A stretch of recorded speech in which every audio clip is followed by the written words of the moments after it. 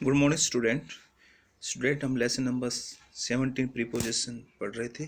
कल हमने इन और इनटू बिटवीन अमंग जो प्रीपोजिशन थे वो डिस्क्राइब किए थे। आज हम जो नेक्स्ट बचे हुए प्रीपोजिशन हैं उसको डिस्क्राइब करने जा रहे हैं, तो मैं आशा करता हूँ कि आप ध्यानपूर्वक सुनेंगे। देखिए, अलोंग आज का जो हमारा प्रीपोजिशन है first, along. Along is used to indicate side by side, कि साथ साथ, side moment of parallel moment, यानी साथ साथ किसी पल कोई कार्य होता है उसको हम अलोंग का प्रीपोजिशन प्रयोग करेंगे। जैसे ही walked along the river for a long time, वह बहुत समय तक नदी के साथ साथ चला।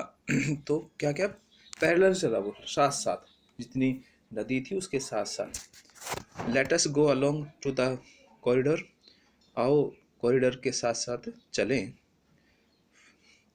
Flowers grow along the side of the wall, तो फ्लावर्स जो थे, फूल जो थे, ग्रो अलोंग, वो किसके साथ, वॉल के साथ साथ जो वो है ग्रू हुए, पैदा हुए, बढ़े।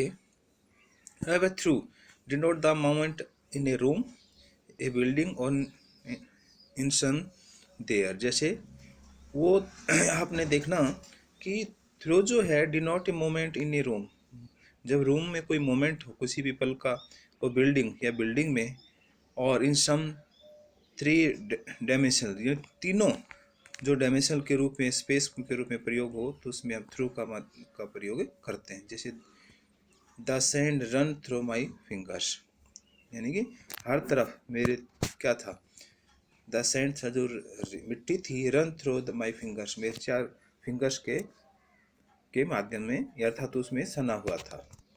The burglar got in through the window, I could hear their conversation through the wall. अब है एक्रॉस। एक्रॉस होता है आर पार। Across is used to indicate a movement towards another side of the flat surface. She went across the field. यानी कि इसमें बताया कि across का प्रयोग जो है indicate to movement towards another side, एक तरफ से दूसरी तरफ उसके सरफेस पर। She went across the fields, वो कहाँ गए, फील्ड्स के खेतों के पार, यानी कि एक जगह से दूसरी जगह। ए शैडो पास्ट अक्रॉस हर फेस, एक शैडो थी वो उसके फेस से जो है आर पार हुई, यानी उसकी एक जगह से दूसरी जगह। My house is just across the street, मेरा जो घर है वो जस्ट केवल अक्रॉस द स्ट्रीट, स्ट्रीट के दूसरी तरफ है। अब है over. Over is about the indicate moment towards the other side of an uneven or higher surface.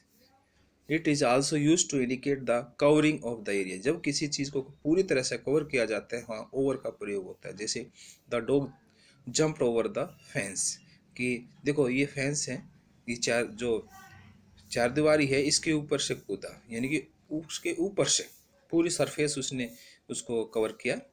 C is known all over the state, वह सभी स्टेट को जानता है। She put a blanket over the sleeping child, इन पूरा जो बच्चा है उस पर उसने एक ब्लैंकेट था, एक कंबल था, वो ढक दिया। अब देखिए use of correct of some preposition, in, into, in. देखिए in indicate a state of rest of position, जब स्थिर अवस्था में कोई चीज़ होती है तो एनीथिंग इनसाइड, तो आपने इनका प्रयोग करना है। और इनटू होता है इंडिकेट मोशन टुवर्ड्स, यानी गति में कोई कार्य हो रहा है उसमें इनटू का प्रयोग करेंगे, लेकिन होगा सब इनसाइड ही। जैसे सी इज इन हर रूम, वह अपने रूम में है, अर्थात वहाँ रेस्ट अवस्था में, स्थिर अवस्था में। He fell into the river, अब देखो यहाँ क्या मोशन हो रहा है कि वो किस में गिरा, नदी में, तो यहाँ मोशन हो रहा है, गति में काम हो रहा है। ऑन अपॉन, तो on is often use to speaking of things at rest, जो बोल रहे हैं जो रेस्ट अवस्था में है उसके लिए हम ऑन का प्रयोग करेंगे। Upon is generally use to speaking of things in motion, और अपॉन का प्रयोग हमेशा गति में होता है। जैसे they sat on the grass, वे ग्रास पर जो है बैठे, तो ग्रास ये स्थिर अवस्था में है। The dog jumped upon the table, देखिए ऊपर से, तो ये स्पीकिंग बोलते समय जो कार्य है वो जारी है। बाई, विद और बिसाइड्स और बिसाइड, सिंस, फॉर, इसका प्रयोग हम एक एक करके कल डिस्क्राइब करेंगे। तो मैं आशा करता हूँ कि आप ध्यानपूर्वक सुनेंगे। Thank you.